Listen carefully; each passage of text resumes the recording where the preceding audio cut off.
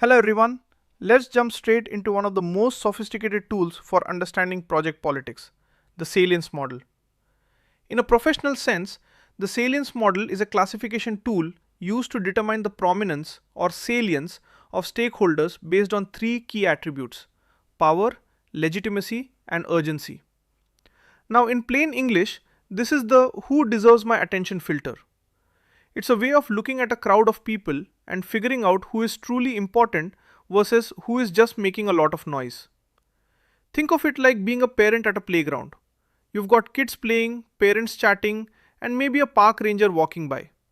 Who do you listen to first? The one with the authority?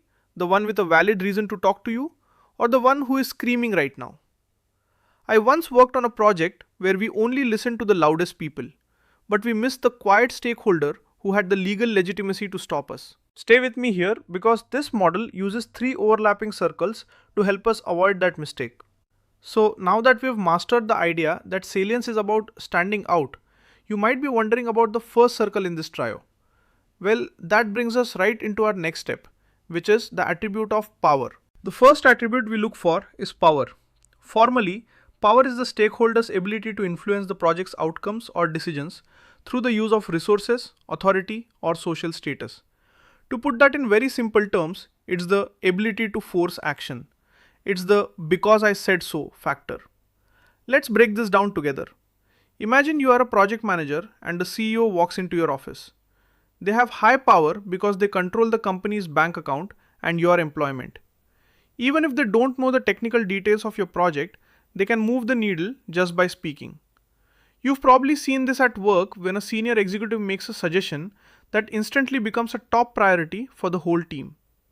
So, now that we've mastered the idea of measuring the raw muscle of a stakeholder, you might be wondering about the people who have a right to be heard even if they don't have a big title. Well, that brings us right into our next step, which is the attribute of legitimacy. Now watch how this connects because we add the second circle, legitimacy.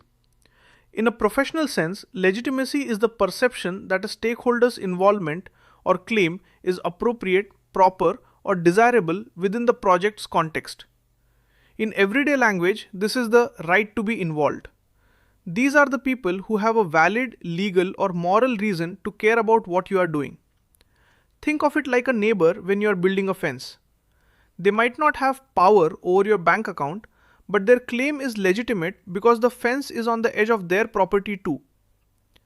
I remember a project where we ignored a local community group because they were powerless. We forgot that they had the most legitimacy because the project was happening in their backyard.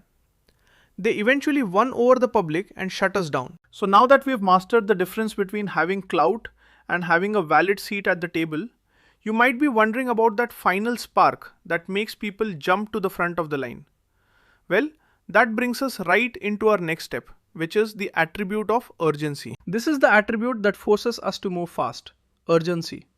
Formally, urgency is the degree to which stakeholder claims call for immediate attention, often based on time sensitivity or the importance of the claim to the stakeholder. To put that simply, it's the do it now factor. It's the squeaky wheel that needs the grease. Let's break this down together. Imagine you are a customer service manager. Every customer has legitimacy, but the one whose house is currently flooding because of your product has high urgency. Stay with me here. Urgency is what creates that feeling of pressure. You've likely felt this at the office when a deadline is approaching and a stakeholder starts calling you every hour. That's a high urgency signal. So, now that we've mastered how to spot power, legitimacy, and urgency, you might be wondering how we categorize people when they have two or even all three of these things at once. Well, that brings us right into our next step, which is identifying definitive stakeholders. Don't worry, we'll take it slow here.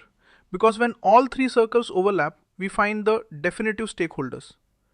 In a professional sense, these are stakeholders who possess power, legitimacy, and urgency, making them the highest priority for the project manager. In plain English, these are your bosses with a deadline. They have the right to ask, the power to demand, and they want it done yesterday.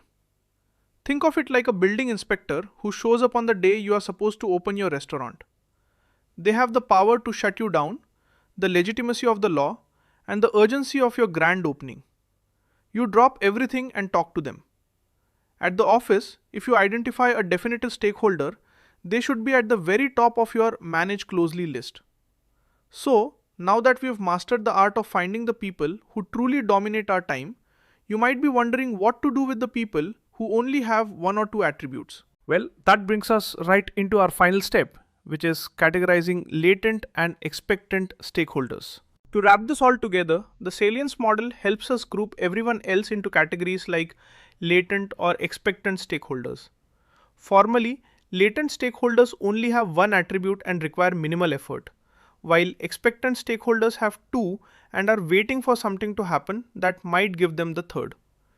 In very simple terms, it's about knowing your B list and C list. You don't ignore them, but you don't let them distract you from your definitive players. I always tell my students, the Salience model is like a pair of X-ray goggles. It lets you look through the noise of office politics and see the real human risks that can actually change your project's fate.